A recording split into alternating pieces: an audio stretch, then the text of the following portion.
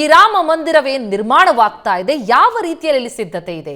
ಅದ್ಧೂರಿಯಾಗಿ ಉದ್ಘಾಟನೆಗೆ ಸಿದ್ಧವಾಗಿರುವಂತಹ ಶ್ರೀರಾಮ ಮಂದಿರದ ಜನ್ಮ ಭೂಮಿಯಿಂದಲೇ ಸಂಪೂರ್ಣ ಮಾಹಿತಿಯನ್ನ ನಿಮ್ಮೆದುರಿಗಿಡ್ತಾ ಇದೆ ಏಷ್ಯಾನೆಟ್ ಸುವರ್ಣ ನ್ಯೂಸ್. ಮಂದಿರ ನಿರ್ಮಾಣಕ್ಕಾಗಿ ಹಲವು ಕನ್ನಡಿಗರು ಕೈ ಜೋಡಿಸಿದ್ದಾರೆ. ಮಂದಿರಕ್ಕಾಗಿ ಹಗಲಿರುಳು ದುಡಿದಿದ್ದಾರೆ ಕರುನಾಡಿನ ಕಟ್ಟಾಳುಗಳು.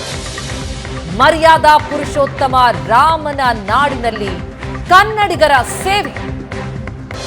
ಕೋಟಿ ಕೋಟಿ ಹಿಂದೂಗಳ ಕನಸು ನನಸಾಗುವಂತಹ ಸಮಯ ಇದು.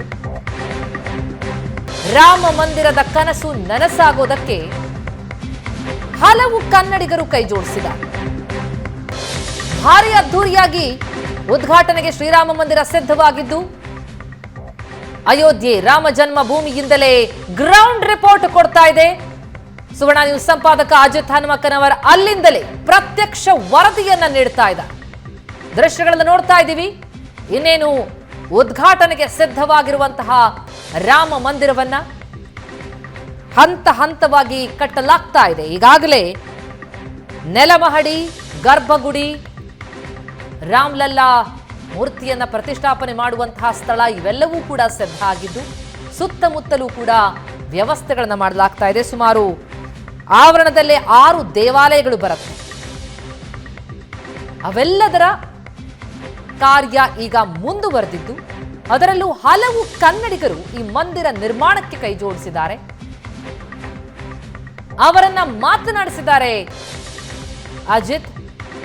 ಮರ್ಯಾದಾ ಪುರುಷೋತ್ತಮನ ನಾಡಿನಲ್ಲಿ ಕನ್ನಡಿಗರ ಸೇವೆ ಹೇಗೆ ಸಾಗ್ತಾ ಇದೆ ಅನ್ನೋದರ ಸಚಿತ್ರ ವಿವರವನ್ನ ನಿಮ್ಮೆದುರಿಗಿಟ್ಟಿದ್ದಾರೆ. ಉದ್ಘಾಟನೆಗೆ ಸಜ್ಜಾಗುತ್ತಿರುವ ರಾಮ ಮಂದಿರದಲ್ಲಿ ದೃಶ್ಯಗಳನ್ನು ನೋಡ್ತಾ ಇದ್ದೀವಿ. ಪ್ರತಿಯೊಬ್ಬರಲ್ಲೂ ಕೂಡ ಮುಖದಲ್ಲಿ ನಗು ಇದೆ, ಒಂದು ಸಾರ್ಥಕ್ಯ ಭಾವ. ಇಂತಹ ಒಂದು ಅದ್ಭುತವಾದಂತಹ ಮಂದಿರ ನಿರ್ಮಾಣ ಕಾರ್ಯದಲ್ಲಿ ತೊಡಗೋದಕ್ಕೆ ಅವಕಾಶ ಸಿಕ್ಕಿದೆ ಎನ್ನುವಂತಹ ಧನ್ಯತಾ ಭಾವ ಅವರಲ್ಲಿ ಕಂಡು ಬರ್ತಾ ಇದೆ. ಅದರಲ್ಲೂ 100 ಕನ್ನಡಿಗರು ಕೈ ಜೋಡಿಸಿದ್ದಾರೆ.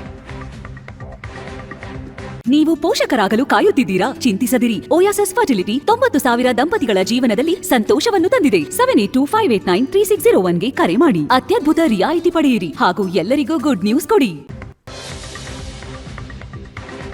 ಉದ್ಘಾಟನೆಗೆ ಸಿದ್ಧವಾಗಿರುವ ಶ್ರೀರಾಮ ಮಂದಿರವನ್ನ ಗಮನಿಸ್ತಾ ಇದ್ದೀವಿ. ದೇವಾಲಯದ ಸ್ತಂಭಗಳಲ್ಲಿ ಬಳಸಲಾದಂತಹ ಗ್ರಾನೈಟ್ ಕರ್ನಾಟಕದಿಂದ ತರಲಾಗಿದೆ. ತೆಲಂಗಾಣದಲ್ಲೂ ಕೂಡ ತರಿಸಿಕೊಳ್ಳಲಾಗಿದೆ. ದೇಶದ ಮೂಲೆ ಮೂಲೆಯಿಂದ ಒಂದೊಂದು ವಸ್ತುವನ್ನು ಕೂಡ ಬಹಳ ಪರಿಶೀಲಿಸಿ ಜತನದಿಂದ ತರಲಾಗಿರುವಂಥದ್ದು. ಕರುನಾಡಿನ ಕಟ್ಟಾಳುಗಳು ಕೂಡ ಹಗಲಿರುಳು ದುಡಿದು ಸುಂದರ ರಾಮ ಮಂದಿರ ನಿರ್ಮಾಣಕ್ಕೆ ಕೈ ಜೋಡಿಸಿದ್ದಾರೆ.